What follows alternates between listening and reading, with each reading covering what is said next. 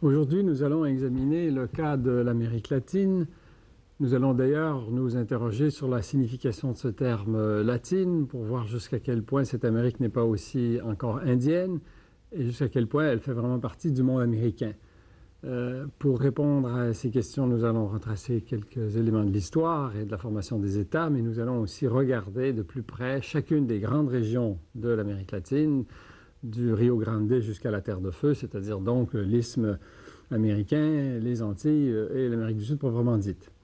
Nous allons nous concentrer sur un cas assez extraordinaire de l'histoire et de la géographie de l'Amérique latine, à savoir le Mexique, en nous interrogeant sur sa fonction de cœur et de foyer politique, culturel, etc. de ce monde, pour ensuite parcourir un grand élément de la nature et aussi de la géopolitique sud-américaine, à savoir le monde de l'Amazon, le plus grand fleuve du monde, pour ensuite regarder, comme nous le faisons toujours, le cas des infrastructures urbaines. Et cette fois-ci, nous allons parcourir plusieurs villes en mettant l'accent sur la plus grande ville de ce monde et l'une des plus grandes du monde, peut-être la plus grande avec Tokyo, à savoir Mexico, pour finalement nous adresser à un problème fondamental concernant à la fois l'Amérique du Sud et l'Amérique latine en général, que l'ensemble du monde tropical, à savoir le problème du recul des forêts.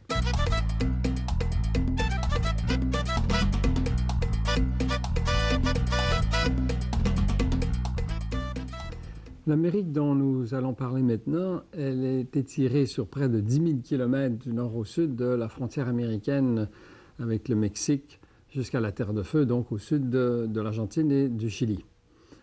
Ce territoire s'étale sur quelques 87 degrés de latitude, donc entre, en gros, Tijuana à la frontière américaine à 32 degrés nord et jusqu'au Cap Horn à 55 degrés sud. Cet ensemble rassemble quelques 35 pays, plus des poussières coloniales, des possessions coloniales qui relevant encore des États-Unis, de la France, du Royaume-Uni et des Pays-Bas. Tous ces pays et tous ces États ou ces colonies regroupent plus de 500 millions d'habitants sur quelques 20 millions de kilomètres carrés, ce qui donne une densité de l'ordre de 25 habitants au kilomètre carré, donc assez faible si on compare aux autres grands ensembles dont nous avons parlé, à l'exception bien sûr du Canada et de la Russie proprement dite. Tout cet étalement de pays s'accroche à une grande épine dorsale, les Andes, qui culminent à quelques 6000 mètres dans le sud, n'est-ce pas? 15 pays étant eux-mêmes directement, partiellement ou entièrement andins. Il y a bien sûr un nombre d'entités qui ne relèvent pas de ce monde montagneux andin en particulier, à savoir le monde des Antilles ou le monde insulaire de la Caraïbe. Parmi les éléments à remarquer, il y a la masse brésilienne, cet immense pays qui compte pour la moitié du territoire de l'Amérique du Sud, proprement dite, au sud du canal de Panama. Des pays enclavés qui sont ici relativement peu nombreux, si on compare à l'Europe ou à l'Asie, à savoir la Bolivie et le Paraguay. Des remarques importantes. On est quand même ici dans un monde essentiellement tropical, dominé par la forêt dans certains cas, et où bien sûr l'agriculture est prédominante. Il y a aussi le cas particulier des îles de la Caraïbe, où là, le monde de la pêche joue encore un rôle important. D'autres éléments essentiels à rappeler. Ce que j'ai appelé les poussières coloniales ou post-coloniales rappellent ou soulignent l'impact européen sur ce monde. Dans une Amérique qui était d'abord indienne et qui est progressivement devenue latine dans la mesure où les pays les plus impliqués dans la colonisation ont été les puissances ibériques, l'Espagne et le Portugal. La France, l'Angleterre et les Pays-Bas ayant été également présents, surtout justement dans ce monde de la Caraïbe. Alors qu'il ne faut pas oublier non plus la présence des Africains, ou plus exactement de représentants de l'Afrique qui ont été amenés ici essentiellement à titre d'esclaves dans un contexte où l'impact de l'Europe sur l'Afrique impliquait ce trafic des esclaves sur lequel nous reviendrons notamment au chapitre de l'Afrique proprement dite. Et dans un contexte donc où l'indianité a été progressivement écrasée par les armes, par l'Église et très souvent par la maladie. Quoique, bien sûr, les populations indiennes aient survécu en grand nombre, elles étaient sous une forme largement métissée dans certains cas, comme par exemple au Brésil, mais la question indienne se pose partout, à diverses échelles. Pardon, j'ai dit Brésil, tout à l'heure, j'aurais dû dire Mexique. Elle se pose à diverses échelles, dans certains cas au Brésil, où justement la population indienne est largement minoritaire, et dans des cas, comme dans plusieurs pays d'Amérique centrale et d'Amérique andine, où les Indiens sont majoritaires. À rappeler aussi l'importance de l'héritage féodal agraire, qui est encore dominant, là aussi dans les deux plus importants pays, à savoir le Brésil et le Mexique. a souligné l'importance à l'échelle historique, en particulier au XXe siècle, de l'entrée en scène des Américains, surtout au tournant du siècle, alors que les États-Unis s'éclatent, n'est-ce pas, hein, sortent de leur giron nord-américain, et que les régimes militaires se multiplient en Amérique latine et que la pauvreté devient un problème très grave partout, y compris dans les villes. Il y a une véritable urbanisation de la pauvreté rurale. Bon, cette Amérique, nous avons dit qu'elle était aussi indienne. Il y a quand même des grandes aires culturelles qui ont été mises en place avant l'époque européenne. Pour les caractériser de façon simple, disons qu'il y avait un monde de chasseurs nomades centré sur la pampa, un monde de pêcheurs, surtout dans les archipels du sud, du cône sud de l'Amérique du Sud, un monde d'agriculteurs semi-nomades, c'est-à-dire pratiquant l'agriculture sur brûlis dans l'ensemble du bassin de l'Amazone. Et finalement, un monde d'agriculteurs sédentaires, dont les meilleurs exemples, on les trouvait bien sûr dans les Andes, pratiquant une agriculture beaucoup plus sophistiquée, se reposant souvent sur la gestion de l'eau, sur l'irrigation. Ce qui nous rappelle donc les grands empires précolombiens. On peut parler de trois grandes catégories, trois grands ensembles. D'abord, le monde maya, qui n'est pas un monde de montagne, un monde des plaines, n'est-ce pas, qui a connu son essor en Amérique centrale entre le 4e et le 9e siècle, qui a ensuite décliné, qui a repris du courage, n'est-ce pas, à partir du 10e jusqu'au 15e siècle, grâce au rôle que les Toltecs ont joué dans la transmission de cet héritage. Donc, une civilisation de plaine qui a laissé des vestiges monumentaux remarquables dans le sud du Mexique, au Guatemala et au Honduras, à Palenque, à Chichen Itza, à Uxmal, à Tikal au Guatemala et à Copano au Honduras, pour ne nommer que les principaux. Les Aztèques, ensuite, qui ont connu leur apogée au 14e, 15e siècle, ayant eux aussi hérité de bien des éléments d'observation via les Toltecs, un peuple de haut plateau centré sur le sud du Mexique, sur une cité lacustre, Tenochtitlan, qui ont laissé des pyramides, donc, et des palais, essentiellement, donc, pas essentiellement, mais notamment Tenochtitlan, qui est en fait antérieur aux Aztèques et même aux Toltecs. Bon, les Aztèques, un peuple de guerriers qui a développé un empire qui était beaucoup plus étalé, mais qui ont été minés par les dissensions, ces Aztèques, au début du 16e siècle, ce qui les a rendus vulnérables, alors que les Espagnols, Cortés, après avoir fondé Veracruz, est monté sur les plateaux, utilisant les chevaux à cette fin, n'est-ce pas? Et, dans les années qui ont suivi, dans les 2 années qui ont suivi, des événements sont survenus. Montezuma a été... L'empereur aztèque a été tué dans une risque pendant une émeute. Tenochtitlan en 1520, Tenochtitlan a été détruite carrément par Cortés et les siens sur un site donc, qui a ensuite été réaménagé par les Espagnols pour la construction de Mexico. Et en 1524, Cuauhtémoc est mort en prison, le dernier grand empereur aztèque. Puis ensuite, bon, le cas des Incas, sur l'altiplano de la cordillère du Sud, n'est-ce pas? Plus exactement ici, centré sur une agriculture très avancée, la construction de grands chemins, essentiellement au 15e siècle. Là aussi, un monde qui a été miné par les dissensions, qui s'est effondré très rapidement, un peu comme celui des Aztèques, ici sous la poussée des conquistadors Pizarro et Almagro. Atahualpa, le grand Inca, a été tué. Tout ça se passe 1531, 32, 33. L'or des Incas attire les Espagnols comme l'argent des Aztèques les avait attirés. On assiste à un processus d'asservissement des peuples locaux. l'Église joue un rôle important, les destructions se multiplient. On est dans un contexte où les repères comptent notamment la citadelle de Machu Picchu perchée à plus de 2000 mètres. Mais ce qui est important à rappeler dans tout cet ensemble-là, c'est la rapidité et l'intensité des destructions, particulièrement celle du monde Inca et du monde aztèque. Le cas des Mayas étant un peu différent, à l'échelle, en tout cas, de la période concernée.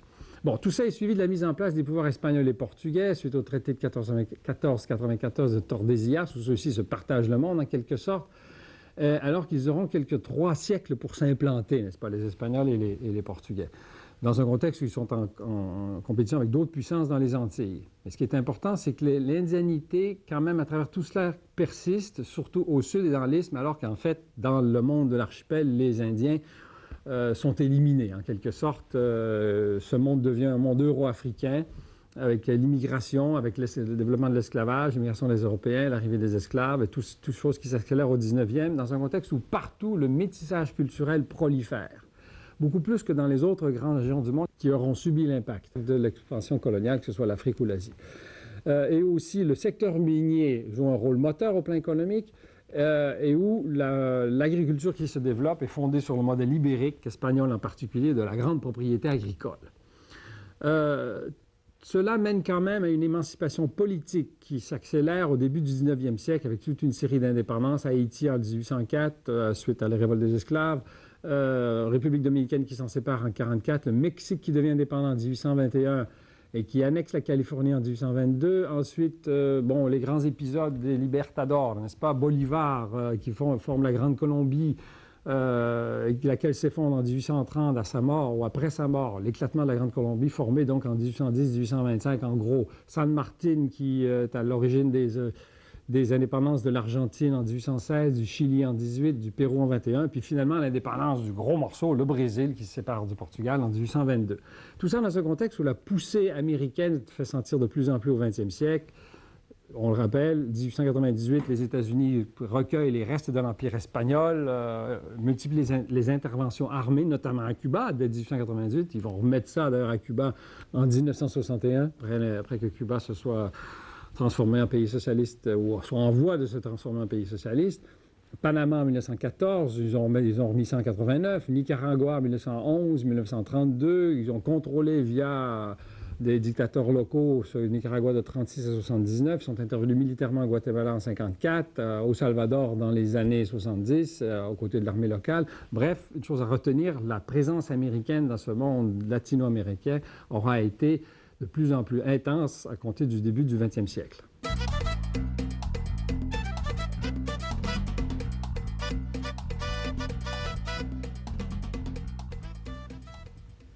Il est approprié, je crois, de parler des régions des Amériques latines dans la mesure où la diversité est considérable entre le Mexique, le Chili, les Antilles, le Brésil, etc. Ce qu'il y a en commun un peu partout, c'est la prédominance d'un héritage largement latin, ou de l'époque coloniale latine.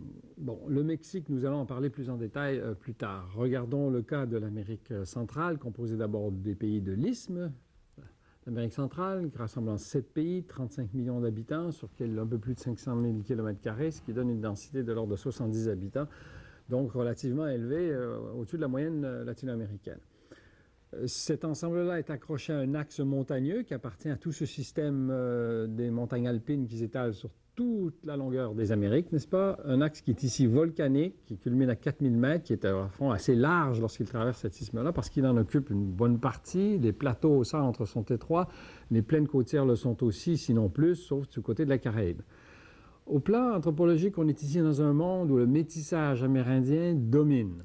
Il y a bien sûr des nuances. Le cas du Guatemala est assez représentatif. C'est le pays le plus peuplé, quelques 11 millions d'habitants, près de la moitié indien, un peu plus de la moitié métissés. Nicaragua, Honduras, Salvador, ici, les métis dominent largement, surtout au Salvador et au Honduras. Au Costa Rica, c'est l'autre extrême, 95% de la population est d'origine européenne. Bon, on est ici dans un monde qui correspond à bien des égards à un glacis, n'est-ce pas, une marche de l'Empire américain, en quelque sorte. On est sur une marche américaine caractérisée notamment par le contrôle de l'agriculture de plantation sur laquelle les États-Unis ont longtemps exercé un empire, en quelque sorte, caractérisé par la production du café, de la banane et de la canne à sucre. Ces pays sont densément peuplés et pauvres, en particulier le Guatemala, le Salvador, le Honduras et le Nicaragua. Pour la plupart d'entre eux, ils ont eu affaire à des problèmes de dictature politique, très souvent de dictature militaire. Un monde qui aussi, au plan écologique, du fait de la déforestation, est très vulnérable, comme l'a illustré les dégâts causés par l'ouragan Mitch en octobre 1998. Bon, à côté de cela, le monde entier est fort différent. Une douzaine de pays, puis une dizaine de dépendances coloniales ou post-coloniales, cependant 40 millions d'habitants sur un territoire à moitié moins important, 230 000 km² environ, donc une densité moyenne de 160, ce qui est quand même très élevé. On est ici dans le monde qui a accueilli Christophe Colomb, n'est-ce pas, qui s'est posé peut-être aux Bahamas, mais surtout à Cuba, qui est composé donc des grandes Antilles d'abord, largement cultivées. Ici, à 30% en moyenne. Cuba, Jamaïque, la grande île d'Hispaniola, c'est-à-dire Haïti, Saint-Domingue, et puis Porto Rico, et puis même Bahamas sur la marge extérieure. Cuba, le plus important pays de la région antillaise, 11 millions d'habitants sur quelques 110 000 km², donc une densité quasiment de type européen, caractérisée par une histoire politique très particulière, révolution socialiste, qui les a mis en conflit avec les États-Unis depuis lors. Hispaniola, rassemblant Haïti, très pauvre, un des pays les plus pauvres de l'hémisphère. République dominicaine, centrée sur une ville historique assez remarquable, Santo Domingo. Et puis les petites Antilles, un arc volcanique densément peuplé, ici 360 habitants au kilomètre carré, un total de 4 millions d'habitants, composé des îles au vent, des îles Vierges à la Grenade et Barbade, comprenant donc la Guadeloupe et la Martinique, ces départements français d'outre-mer, Trinité-Tobago dans le sud, n'est-ce pas, au large de l'Amérique du continent lui-même, frappé par les alizés et les cyclones très souvent, et les îles sous le vent à l'intérieur, le long de la côte, comprenant les Antilles néerlandaises, dont Aruba, qui a un statut spécial, et puis les îles vénézuéliennes. Ce monde-là est celui de la canne à sucre aussi, minerais importants comme la bauxite en Jamaïque, pétrole dans les îles sous le vent.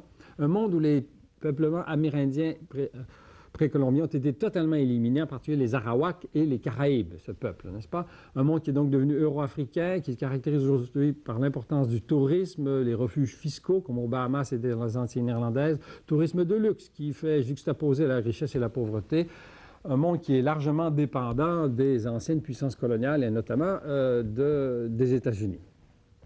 L'Amérique du Sud, maintenant, un immense domaine. Pays ici en général très étendu en moyenne. Il n'y a pas de petits territoires. De faible densité moyenne, des territoires peu cultivés finalement en proportion, des territoires donc assez mal maîtrisés. En premier lieu, le massif des Guyanes. Les 3 Guyanes, c'est-à-dire centrés sur le massif ancien des Guyanes.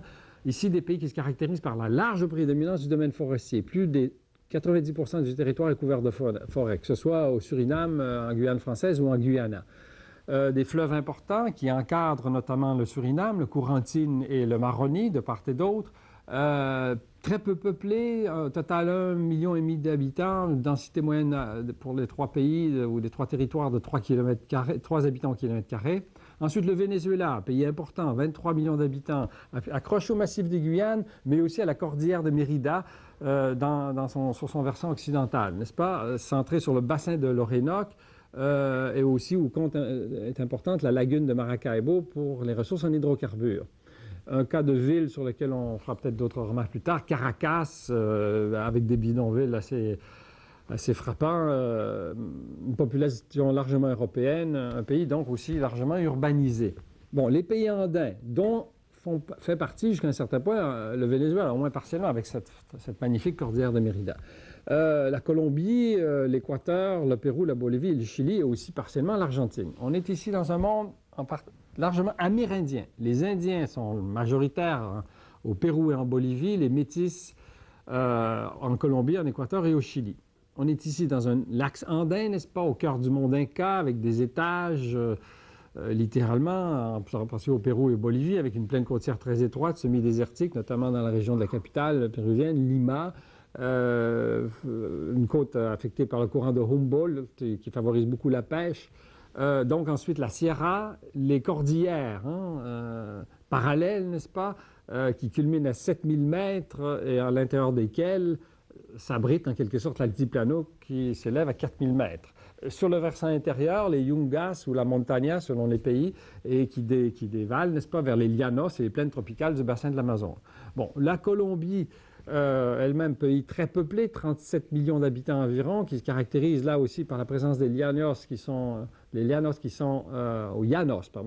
sources où on trouve les sources de l'Orénoque, et de plusieurs des affluents de l'Amazone, qui est centré sur la Magdalena, qui est coincée entre les cordillères, n'est-ce pas, avec donc une capitale en altitude, ici aussi, Bogota.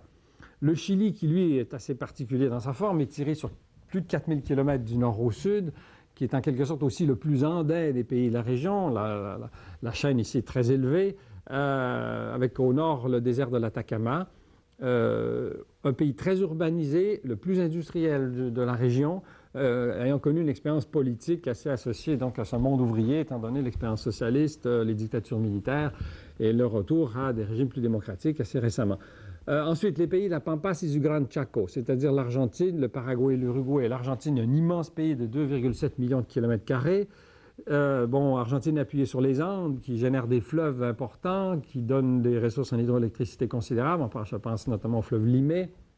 Une région de grande prairie aussi, à grande agriculture, d'élevage surtout, avec faible productivité, mais étant donné les grandes superficies, une capacité d'exportation considérable. Je pense surtout à l'Argentine et à l'Uruguay, pays où les Blancs prédominent. Finalement, le Paraguay, où ce sont les Guaranis, les Indiens, qui sont largement majoritaires, 65%, mais un pays très pauvre, ayant subi des régimes militaires durs jusqu'au moins 1989.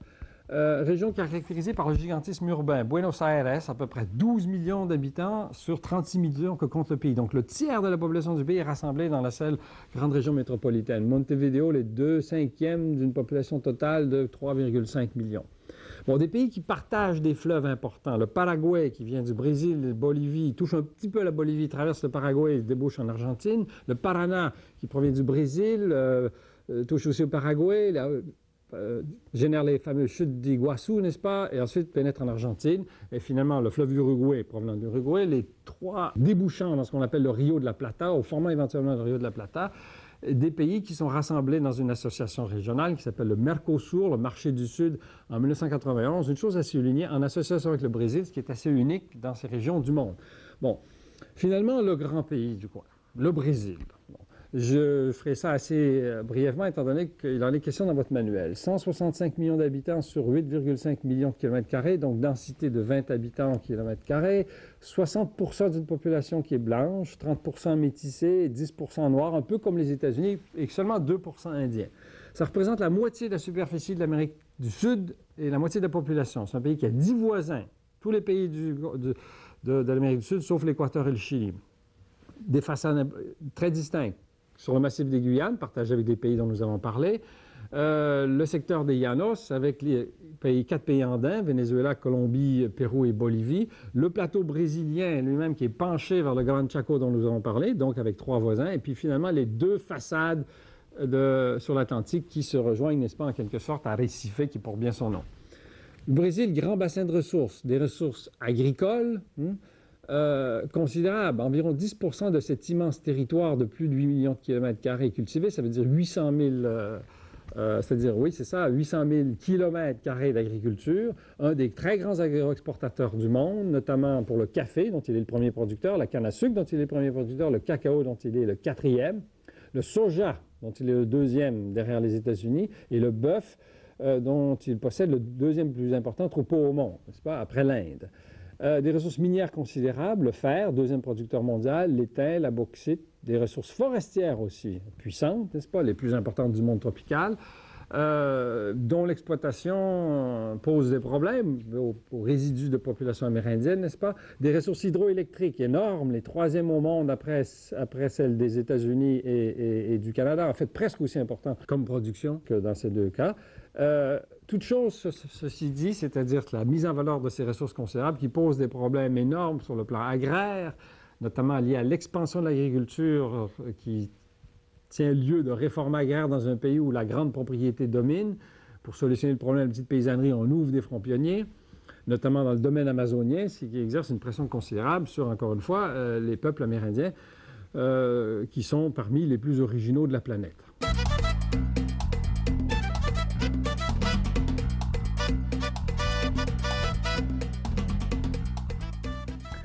À quel pays accorder le plus d'attention dans le cadre d'une leçon comme celle d'aujourd'hui? Le choix est difficile, vous en conviendrez. D'autant plus que le Mexique, que nous allons regarder d'un peu plus près ici, est en fait, aux yeux de plusieurs, plus près de l'Amérique du Nord que de l'Amérique du Sud ou de l'Amérique latine, précisément parce que le Mexique est au cœur, et à bien des égards est le foyer des Amériques. Les Estados Unidos Mexicanos sont vraiment au centre entre le monde nord-américain et le monde de l'Amérique du Sud. Ce pays de 100 millions d'habitants sur quelques 2 millions de kilomètres carrés donne donc une répartition en moyenne de 50 habitants au kilomètre carré, un territoire qui est cultivé à 13%, donc des moyennes de type américaine. Situé donc à peu près au centre, je le disais, entre la frontière sud du Mexique à 16 degrés nord et l'île de Ellesmere, la pointe nord de l'île d'Ellesmere, au Canada, 85 degrés nord, et la Terre de Feu au 55 degrés sud. Cette frontière sud du Mexique est donc à peu près au centre. Ça représente, ce Mexique, aussi une transition, justement, je l'ai laissé entendre, entre l'Amérique surtout anglo-saxonne au nord et l'Amérique surtout latine au sud. Il occupe une bonne partie de l'isthme américain, donc par excellence, avec pignon sur le Pacifique et sur le golfe du Mexique. C'est un pays qui est en partie désertique et même, ou plus exactement semi-désertique, qui est aussi largement tropical, un pays de plateaux et de sierra, annonçant en quelque sorte les pays andins au sud. Son territoire est largement structuré par trois grands axes montagneux, les trois Sierra Madre, occidentale, orientale et méridionale, qui encadrent en quelque sorte le cœur du pays. Ce cœur du pays, ce sont les hauts plateaux, centrés sur Mexico, à quelques 2300 mètres d'altitude. Le pays est traversé par la ceinture de feu du Pacifique, des formes volcaniques classiques, le Popocatépetl et l'Orizaba, avec 5700 mètres. Aussi des plaines côtières assez inhospitalières, ce qui explique un peu à quel point le Mexique est centré sur ces hauts plateaux à l'échelle historique. L'essentiel de l'infrastructure urbaine est d'abord sur ces hauts plateaux, avec des villes telles que Chihuahua, Monterrey, Guadalajara, qui a plus de 2,5 millions d'habitants, Léon, Mexico, bien sûr, et Puebla, mais aussi des villes qui se développent le long de la frontière américaine, à Tijuana face à San Diego, le long du Rio Bravo del Norte, et aussi bien sûr avec Ciudad Juárez en face d'El Paso et Nuevo Laredo en face de Laredo. On pense à des villes western ici pratiquement, et sur la côte et les plaines côtières du côté du golfe du Mexique avec Veracruz dans le fond, un petit golfe du Campeche et Mérida, et puis sur le versant pacifique Acapulco. Donc, à bien des égards, foyer géographique, si je puis dire, mais aussi foyer culturel, hein, dans le sens que c'est un lieu de secousse, on peut aussi même penser aux aspects volcaniques. Foyer dans le sens d'origine historique aussi de fournaise au plan politique. On peut penser donc aux idées clés culturelles, politiques, économiques, surtout contemporains. Foyer culturel précolombien d'abord. Hein, c'est ici que les Olmecs, d'ici que les Olmecs ont essaimé, 1300 ans avant notre ère.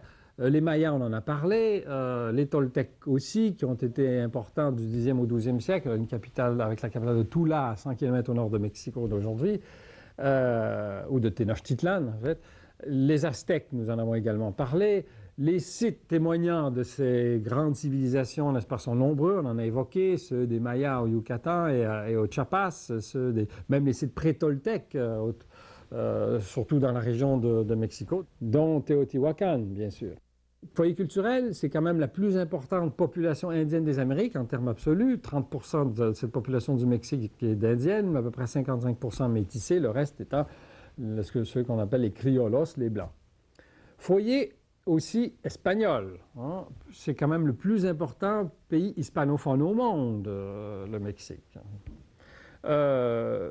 Rappelons-nous aussi qu'après la destruction de Tenochtitlan en 1521, les Espagnols ont fondé Mexico sur le site de ses ruines, n'est-ce pas? Et que cela a été, à partir de là, le principal siège des gouvernements espagnols en Amérique. Et que c'était le point de départ des conquêtes des Espagnols dans toutes les directions, vers le sud et les Andes, notamment avec Pizarro au Pérou, on en a parlé dans les années 1530, l'expansion vers le nord, vers le Nouveau-Mexique, 1598, fin du siècle, l'expansion vers l'ouest, hein, à partir d'Acapulco, qui est un peu la base de lancement des expéditions espagnoles vers l'Orient, vers le Cathay, vers la recherche de la Chine, l'implantation ou l'arrivée de Magellan aux Philippines en 1521, ça devrait nous y faire penser. Cebu en 1565, fondation de Manille en 1571. Les galions qui ralliaient Acapulco qui ralliaient Manille, n'est-ce pas? Et puis bien sûr, qui était en lien avec Canton sur le versant de la Chine. Donc, l'importance de cet héritage dans l'histoire de l'expansion espagnole et hispanique du Mexique. Donc. Ensuite, importance au point de vue économique, comme foyer ou fournaise politique d'abord, nous amenant ensuite à la question de l'économie. Il faut se rappeler l'importance qu'ont joué les mines, dont celle d'argent, dans le développement de l'Empire espagnol, et la dureté des infrastructures et des conditions de travail imposées par les Espagnols. Il faut aussi penser à l'héritage agraire espagnol, la grande propriété, le latifundisme écrasant souvent la petite paysannerie, et donc le ferment politique qui en y est issu. Dans un pays donc, qui a une histoire politique très compliquée, parfois violente. 1821, l'indépendance est littéralement arrachée à l'Espagne. Bon, et ensuite, il y a des relations avec les États-Unis qui sont assez complexes. On en a parlé, la guerre du Texas, où le Mexique perd des territoires considérables à l'issue de celle-ci en 1848. Et puis ensuite, des présidences et des administrations assez compliquées. La présidence de Juárez, d'origine indienne. Bon, les États-Unis qui s'impliquent contre Maximilien d'Autriche au Mexique, la dictature de Porfirio Díaz, qui dure presque 40 ans, qui est très en faveur des grands propriétaires. Puis finalement, à la fin de cette dictature en 1911, la révolution, au Mexique, on est dans un pays où ce mot veut dire bien des choses. Il y a toutes sortes de troupes qui suivent cette révolution. Des leaders paysans sont assassinés. Il y a des bandits qui prennent des rôles assez importants dans la politique, comme Pancho Villa. Et puis finalement, à la fin des guerres civiles en 1924, les réformes agraires, une autre forme de révolution, n'est-ce pas?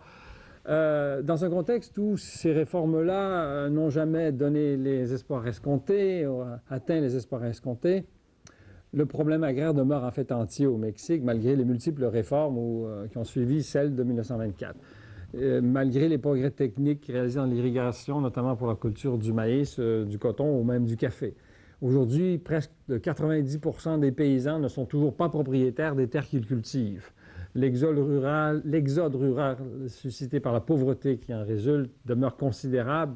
Il alimente en bonne partie d'ailleurs les régions frontalières du Mexique et des États-Unis dans le cadre du développement des industries de frontières, les maquiladoras, et de la recherche des industries d'un cheap labor. Cette pauvreté elle est particulièrement marquée parmi les populations indiennes, en particulier au Chiapas, où ces populations se sont révoltées en 1994.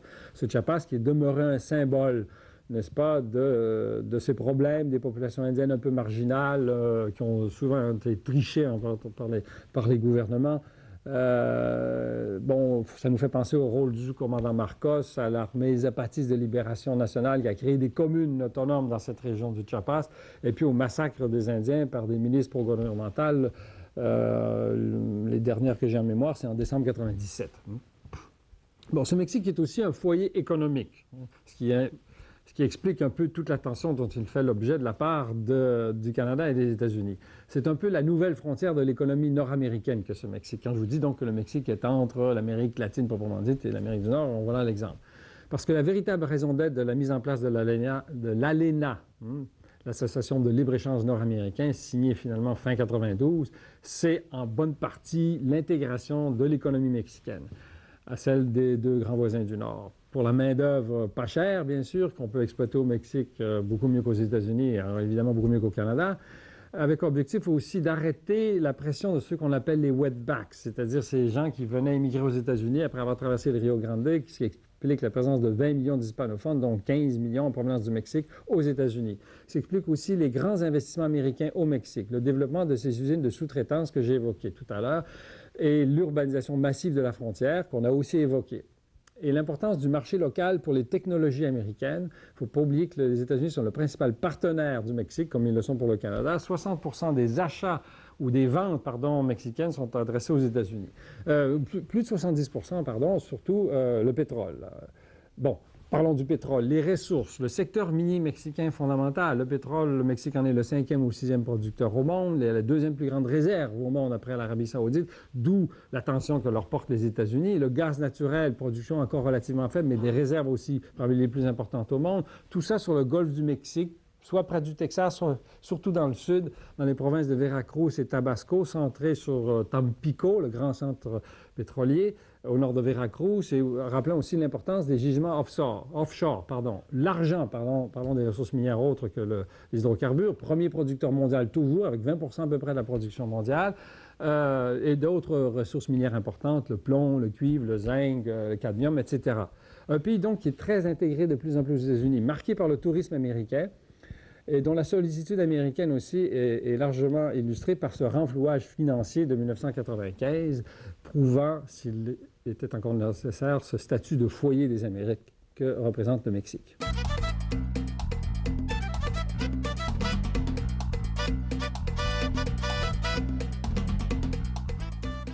S'il y a un fleuve dans le monde qui dessert un immense territoire, c'est bien l'Amazone. C'est non seulement le fleuve le plus long, probablement à peu près équivalent au Nil, avec quelques 6700 km de parcours, mais c'est surtout le plus grand bassin avec 7 millions de kilomètres carrés et plus encore le plus puissant débit avec 150 150 000 mètres cubes secondes de moyenne, avec des crues qui peuvent atteindre 224 000 mètres cubes secondes. Ça veut dire 22 fois le débit du Saint-Laurent, quoi. Ce grand fleuve, dessert un bassin qui comprend 6 pays.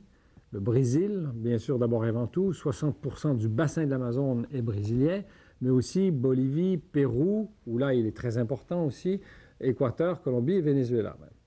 Il est donc ce fleuve au centre d'une immense cuvette sédimentaire qui elle-même couvre, il traverse une immense cuvette sédimentaire qui elle-même couvre 1 million de kilomètres carrés. La pente sur l'essentiel de son parcours est très faible. Son flux est environ donc en moyenne de 3 km à l'heure. Et il est aussi très influencé par les marées. Les marées peuvent remonter son cours, malgré toute sa puissance, jusqu'à 1000 km de la mer. Et surtout, il est influencé par des courants que l'on appelle les mascarets, qui peuvent remonter donc son cours jusqu'à une vitesse de 20 km à l'heure. Donc un cours très animé, à la fois par son flux lui-même et par les contre-courants. Son bassin représente la principale réserve forestière au monde. Le principal bassin forestier au monde, c'est celui de l'Amazone. Ces bassins secondaires sont largement inondables. Je parle à la fois du bassin de l'Amazone même et de ses nombreux affluents. Ces bassins sont donc très riches en faune, une faune qui est endémique, c'est-à-dire qui est spécifique à chacun de ces bassins-là. Le domaine de l'Amazone est très arrosé, partout plus de 2 mètres de pluie annuelle. Ces eaux sont très chargées en limon. Ils déversent à chaque jour dans l'océan 1 300 000 tonnes de sédiments, à un point tel que la couleur des eaux au large de l'embouchure de l'Amazone et de son delta est affectée jusqu'à 300 km de la rive. On le voit surtout lorsqu'on survole cette embouchure en avion. Et aussi, la salinité même des eaux océaniques est réduite par cette eau douce qui arrive en masse, n'est-ce pas, sur un territoire équivalent à 2,5 millions de kilomètres carrés, c'est-à-dire à peu près 5 fois la superficie de l'Espagne. Bon, ce fleuve a fait l'objet d'une découverte par les Européens dès le début du XVIe siècle. Les explorateurs ibériques l'ont appelé la Mar Dulce. Il y avait une allure de mer tellement elle était large qu'on l'appelait la mer douce, quoi. Les Portugais, début du 17e, en essayant de le remonter, se sont même trompés et ont souvent emprunté des affluents avant de s'apercevoir qu'ils n'étaient pas vraiment sur le cours du grand fleuve. Ils ont même établi un fort qui va devenir le site de la ville de Belém. Au 18e, un autre fort a été établi sur le versant nord, ce qu'on appelle le canal norte de son delta, à Macapá. Quoi qu'il en soit, la remontée de son cours, qui a été faite par bien des explorateurs et bien des colonisateurs, n'est-ce pas, est quelque chose qu'on peut faire de nous-mêmes ici. Il faut se rappeler qu'on remonte un fleuve qui est très large, qui est très profond. On traverse d'abord un domaine du delta où, comme je l'ai laissé entendre, on peut se perdre en se trompant, en remontant des affluents. Il faut rappeler que l'Amazone a 500 affluents à peu près, dont une vingtaine ont plus de 1500 km de longueur, c'est-à-dire dont une vingtaine sont plus longs que le Saint-Laurent. Ça comprend le Tocantins et le Xingu sur sa rive droite, près de son embouchure. Ça comprend le Rio Negro, qui est aussi puissant que le deuxième fleuve du monde, à savoir le Congo. En remontant, donc, on fréquente les villes. Belém, à l'embouchure du Tocantins, n'est-ce pas, avec 1,3 million d'habitants, qui rappelle le boom du caoutchouc naturel au 19e siècle, fin 19e, début 20e. Macapá, la porte de sortie pour les grands minéraliers qui sont allés chercher la bauxite et le manganèse, notamment. Santarém, une ville qui a pris de l'importance plus récemment, à la confluence avec le Tapajós, qui est en quelque sorte un nœud routier qui est axé, qui est relié à la transamazonienne, qui est parallèle à l'Amazone, mais sur son versant sud, le bassin sud. Manaus, bien sûr, fondé en 1660 sur le Rio Negro, juste avant la confluence avec le grand fleuve, qui est très chargé en limon, d'où son nom, Rio Negro, là aussi rappelant le boom du caoutchouc, un opéra construit à la fin du 19e siècle, encore célèbre, qui a été réouvert en 1990. Une zone franche, moderne, 1 million d'habitants. Et puis, bien sûr, beaucoup plus loin, au Pérou, Iquitos, fondé au 19e, rappelant le boom du caoutchouc. On est ici à 4800 km de la mer. On est monté avec des navires océaniques jusque-là. On a aussi traversé une cuvette centrale, la Varcea, qui rappelle la grande forêt amphibie de ce cœur de l'Amazonie. On a traversé plusieurs mondes en traversant ce bassin riche en ressources. On a rencontré des navires qui transportent des minerais. On a croisé des navires qui transportent des produits forestiers. Si on a remonté un peu certains des affluents, on a découvert d'immenses centrales hydroélectriques, notamment sur les affluents de rive droite et en particulier sur le Tocantins. On s'est aperçu de l'importance de la pêche dans cet immense monde amphibie.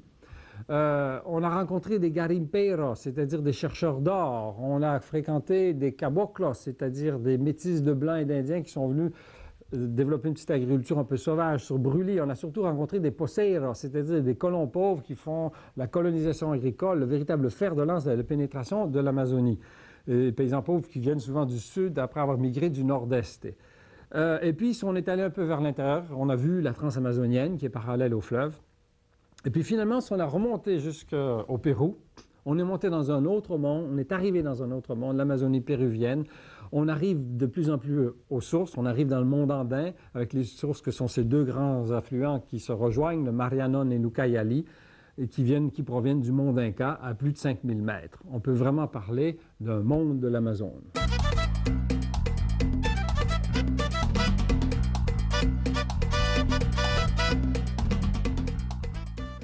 Une des caractéristiques fondamentales du réseau, ou plus exactement des réseaux urbains latino-américains, est la place exceptionnelle qui occupe les mégapoles, c'est-à-dire les très grandes villes.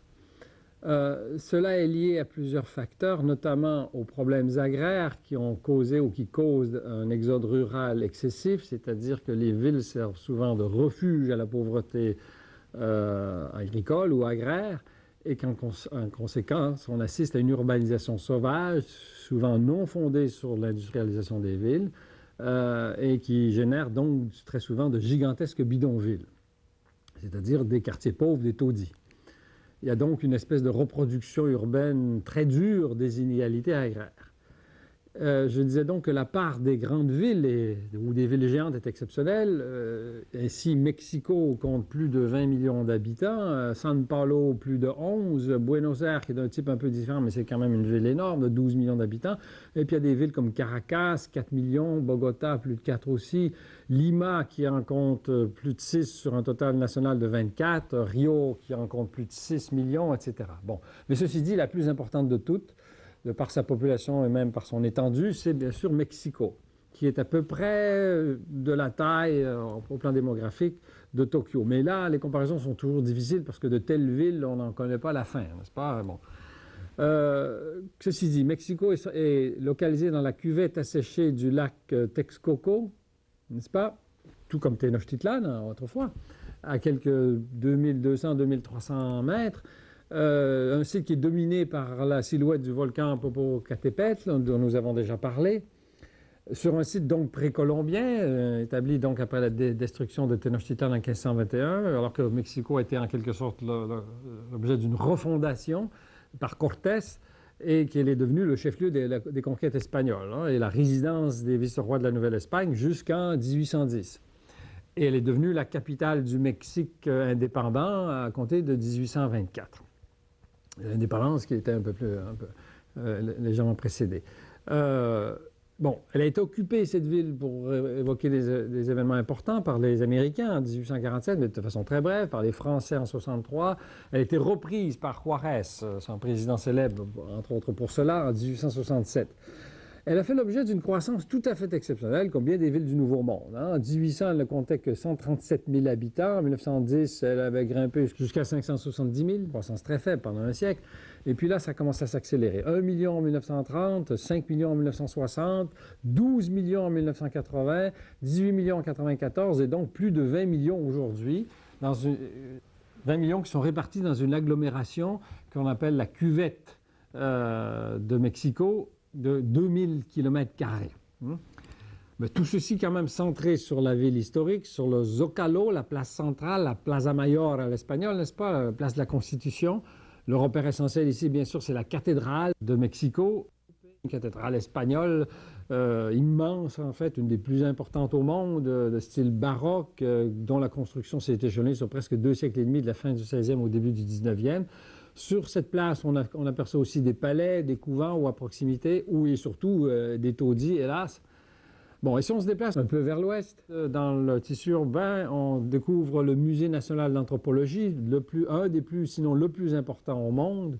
On est ici à proximité du centre des affaires, non loin des bâtiments de l'Université nationale autonome du Mexique, de Mexico, pardon, qui rassemble plus de 300 000 étudiants inscrits, ce qui veut dire qu'il y a besoin d'un campus universitaire qui est situé en fait à 21 km au sud de ce Zocalo, à proximité du stade olympique qui a été construit en 1968, à l'occasion desquels Jeux olympiques. On a aussi aménagé un métro en 68, un peu comme à Montréal, on a fait la même chose à l'occasion de l'Expo universelle.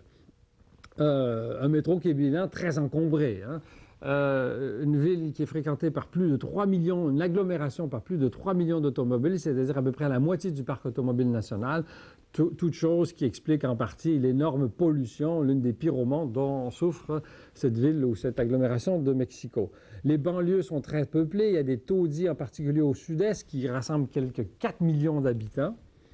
Le site est non seulement défavorisé par le climat et un peu étouffé, n'est-ce pas, dans cette cuvette et très pollué, il est aussi très vulnérable au séisme. Il y a un tremblement de terre qui a fait beaucoup de dégâts en 1985, d'autant plus vulnérable, d'autant plus pollué que la moitié des effectifs industriels du pays sont situés dans cette zone métropolitaine de Mexico.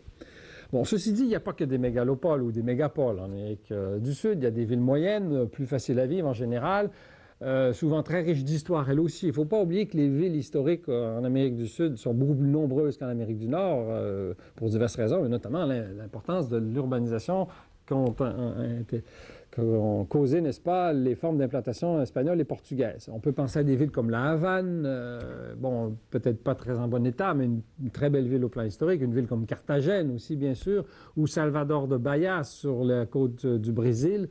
Une ville fondée très tôt, au milieu du 16e siècle. Le site avait été exploré dès 1500, qui a été capitale de 1549 jusqu'à 1763 du Brésil colonial. Donc, un grand port, 2 millions d'habitants, une très belle ville à 2 étages, avec plusieurs places historiques fort charmantes, dont celle du Pelourinho, qui témoigne donc de l'héritage urbain de l'Europe coloniale, comme bien des villes, donc, je l'ai laissé entendre un peu partout à travers l'Amérique latine, ce qui comprend cette fameuse Buenos Aires immense, qui a certaines allures de ville parisienne, toute chose rappelant encore une fois l'importance de l'héritage européen, et notamment latin dans cette Amérique dite latine.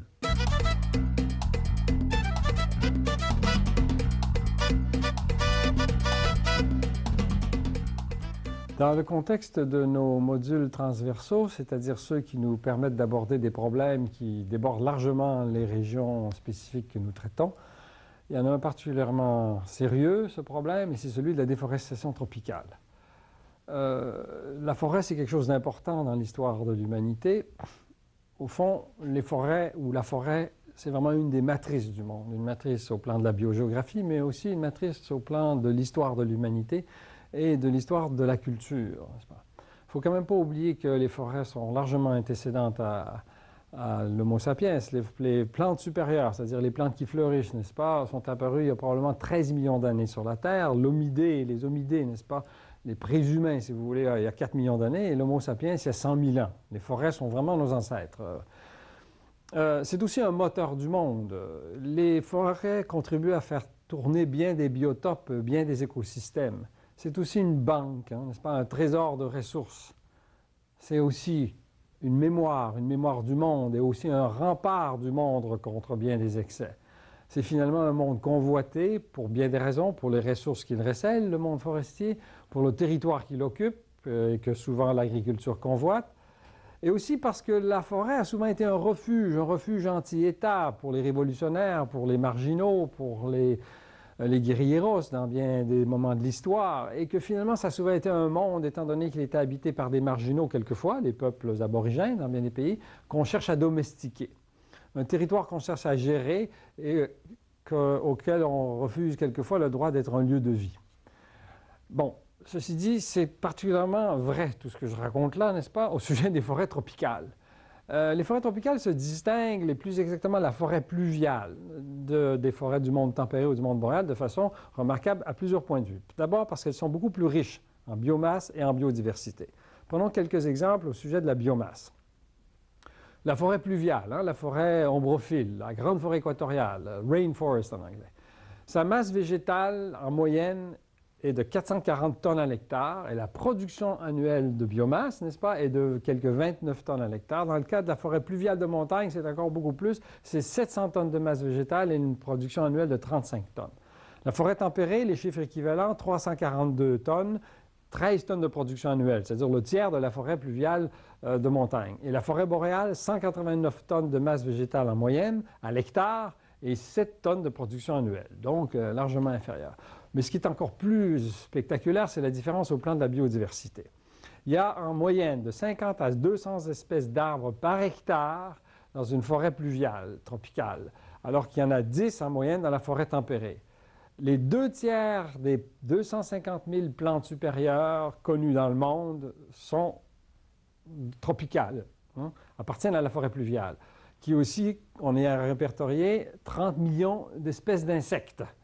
Quelques petits exemples simples. Dans le seul bassin de l'Amazone, au cœur de la forêt pluviale, dont nous avons déjà parlé tout à l'heure, on connaît plus de 2000 espèces de poissons, notamment dans la Varcea, c'est-à-dire 10 fois plus d'espèces de poissons que dans toute l'Europe. On y a recensé 60 000 espèces de plantes, n'est-ce pas, dans ce seul bassin de l'Amazone. Bon, on pourrait prendre d'autres exemples. Par exemple, à Singapour, on a regroupé 46 espèces de palmiers indigènes au sud-est asiatique, ce qui est plus que ce qu'on trouve dans toute l'Afrique. Bon, d'autres différences fondamentales entre la forêt tropicale et les forêts tempérées se situent au niveau de la structure, de l'architecture à étages des forêts pluviales en particulier, ce qui est beaucoup plus marqué que dans la forêt tropicale à saison alternée. Des structures, des étages qui sont liés par des lianes notamment, des étages qui sont autonomes, qui constituent de véritables biotopes à eux seuls, qui ont leurs propres habitants, c'est-à-dire qu'il y a des oiseaux, il y a des singes, il y a des reptiles, il y a des insectes qui ne vivent que dans l'étage supérieur de certaines forêts. Où il y a des locataires spécifiques, d'ailleurs, des épiphytes, c'est-à-dire des parasites, des plantes parasitaires ou parasites, pardon, qui poussent sur certains embranchements, etc., mais à certains niveaux seulement. Une forêt, troisièmement, au-delà donc de la richesse en biodiversité, en biomasse, et une structure particulière qui est très riche, qui se caractérise par l'endémie et la sympatrie. L'endémie, c'est-à-dire la très grande fréquence d'espèces spécifiques à un lieu, qu'on ne trouve nulle part ailleurs. Alors, si par exemple une île, si par exemple un versant de montagne, si par exemple une cuvette est déboisée, il y a des espèces qui disparaissent à tout jamais parce qu'elles n'existent nulle part ailleurs. Des espèces qui vivent en sympatrie, c'est-à-dire qu'elles sont liées entre elles. Une plante, un oiseau, un poisson, un insecte, si l'un d'entre eux est anéanti, une plante, par exemple, l'insecte ne peut survivre, l'oiseau qui s'en nourrit ne peut survivre et le pollen que celui-ci transporte ne peut plus servir à la reproduction des graines qui vont nourrir les poissons, etc. Autre caractéristique, très grande vulnérabilité donc des écosystèmes, des sols qui sont minces, les sols tropicaux sont minces. Lorsque les arbres sont enlevés, le lessivage est d'autant plus rapide. Autre caractéristique fondamentale, lien étroit avec l'eau. On est ici dans des forêts qui sont pluviales, qui sont largement inondées souvent et qui, quelquefois, sont des forêts de mangroves, de côtières. On n'a pas beaucoup le temps d'en parler, celles-là qui sont aussi très riches. Elles jouent un rôle très grand dans les cycles de l'eau et du carbone, ces forêts. À cause notamment donc, de leur masse végétale, de leur biomasse, à cause de la pluviométrie tropicale qui est particulièrement abondante, à cause de la chaleur tropicale et à cause des grands systèmes fluviaux, Amazone, Congo, Mekong, etc., qui alimentent les mers au point de vue biologique. Ce qui est lié donc à cet énorme transport de limon, notamment, que nous avons évoqué dans le cas de l'Amazone. Ces forêts-là subissent une déforestation massive depuis un certain nombre de décennies, dans un contexte où une évolution différentielle à l'échelle mondiale. Ce sont les forêts tropicales qui aujourd'hui reculent. Elles comptent encore pour plus de la moitié des forêts du monde, alors que dans le monde industriel, les forêts sont souvent en reconstitution. Dans les pays tropicaux, elles sont en recul. Ainsi, de 1980 à 1995, il y a eu une croissance des superficies forestières en Europe de 4 %, de 2,7 % en Amérique du Nord, de 1 à 2 % au Japon, en Australie et en Nouvelle-Zélande, alors qu'il y a un recul de 9 % des forêts tropicales, c'est-à-dire des forêts fondamentalement du tiers-monde. Cela est lié à l'expansion agricole, commerciale et culture de rente, n'est-ce pas, à la pauvreté, ça c'est très important, des communautés rurales dans bien des régions du tiers-monde et du monde tropical, c'est-à-dire des gens sont tellement pauvres qu'ils vont couper du bois, ils vont défricher la forêt pour survivre, lié bien sûr aux exportations de bois tropicaux, aux accidents, c'est-à-dire aux feux qui sont liés souvent à l'expansion agricole sauvage. En Indonésie, au Brésil, en 1997, il y a eu 20 000 km² de forêts qui ont été consumées par des feux causés par le défrichement excessif. Ce recul des forêts tropicales est en accélération. En Asie du Sud-Est, depuis 1960, plus du tiers des forêts ont été déboisées définitivement. Le recul actuel est à peu près de 1% par année. Et tout cela est lié donc à la mondialisation des économies, à la croissance accélérée à laquelle souscrivent plusieurs de ces pays-là, et avec comme conséquence une vulnérabilité grandissante à la fois des écosystèmes, à la fois du domaine forestier et bien sûr des personnes qui en vivent. On a évoqué plus tôt aujourd'hui à quel point l'ouragan Mitch en Amérique centrale avait fait des dégâts considérables. Une des raisons pour lesquelles les dégâts ont été aussi considérables, c'est qu'il n'y avait plus de forêt en place pour tenir les sols, d'où les dégâts qui s'en suivent. Une matrice du monde, disions-nous, une matrice qu'il est important de bien connaître et de respecter et de mieux intégrer au développement du monde.